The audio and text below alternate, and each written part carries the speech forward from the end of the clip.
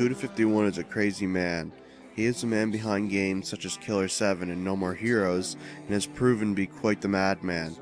Now, he combines his madness with Shinji Mikami and Akira Yamaoka's talents to create Shadows of the Damned. The result is a mad game. Can the madness push through the darkness, or will it sit and rock itself to sleep?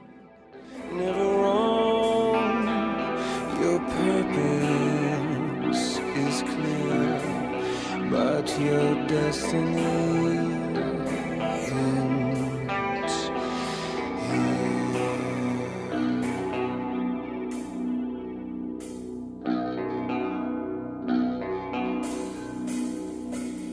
Your face misplaced.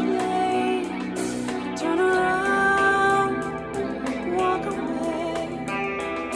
This moment is mine and forever. The story is about Garcia Hotspur, a demon hunter. He's out on an evening hunt when he's told to return home.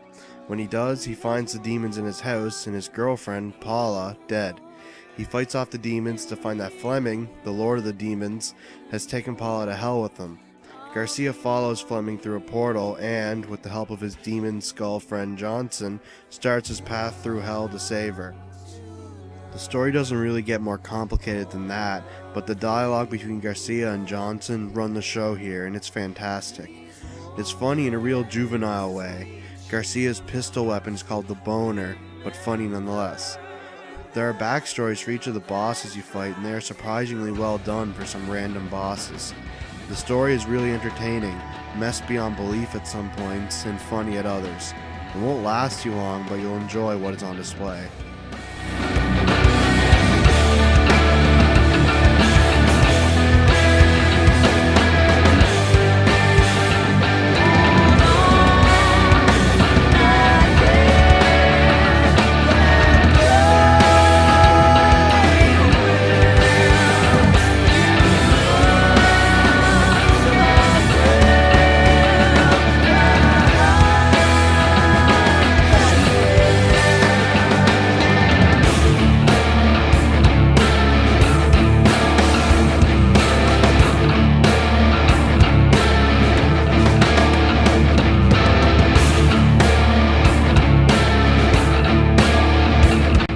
The game plays a lot like Resident Evil 4 with some improvements. You can move and shoot, and you move much faster in general.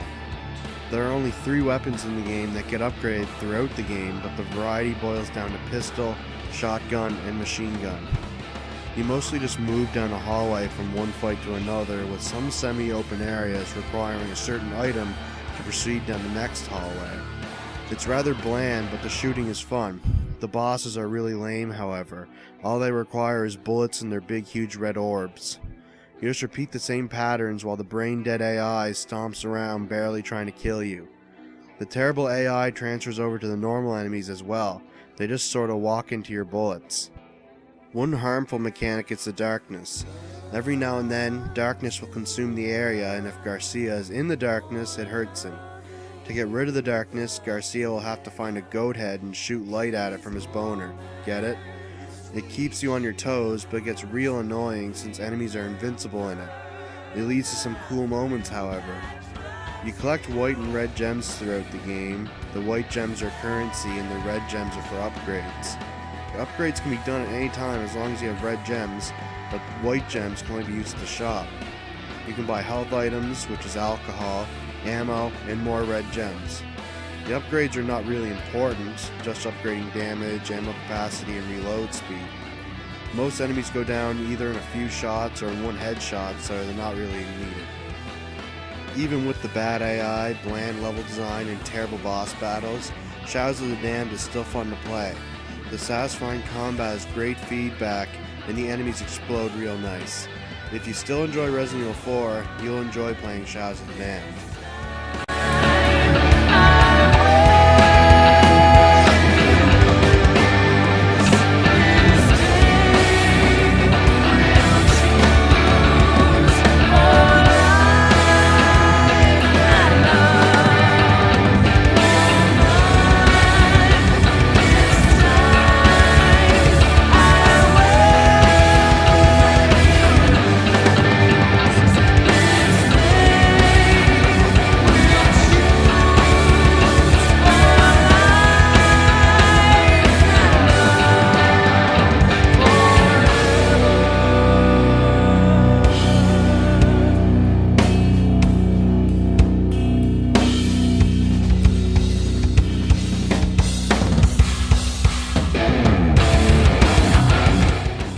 Shigeru Yamaoka did the music for this game, and it's as haunting as you'd expect from both Akira and Hell. The sound effects are fitting and the voice work is great, with Johnson stealing the show here. You'll get to love Johnson's Britishness, and Garcia's more serious nature balances him out and will make him quite the pair. The other characters are voiced well enough, but none take anything away from the 2 stars.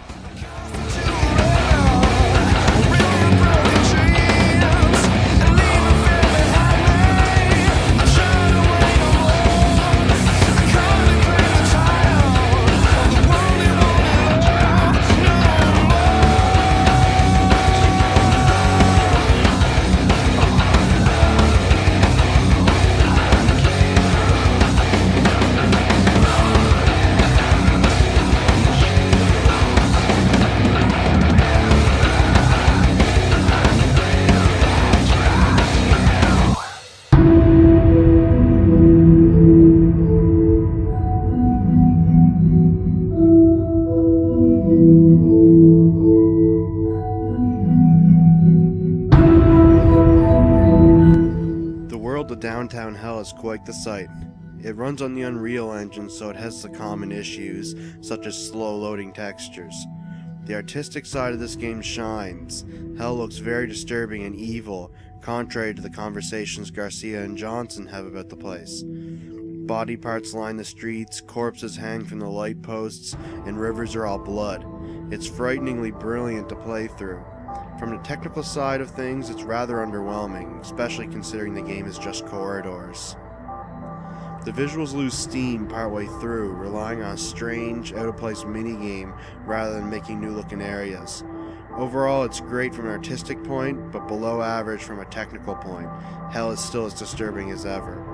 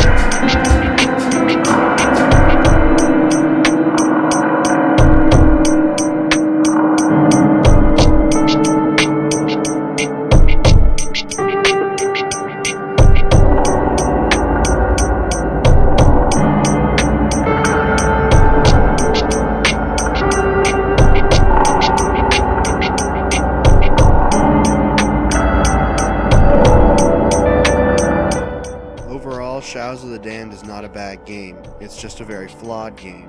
It's extremely short, it's not that difficult, there's very little variety, boss fights are terrible, and the visuals lack polish. Despite all this, the game is wildly fun to play. I wouldn't recommend you pay full price for the game, but if you can buy it cheap, I say go for it. You'll enjoy your trip to hell with Garcia and his talking boner Johnson. They hunted themselves a 7.5 out of 10.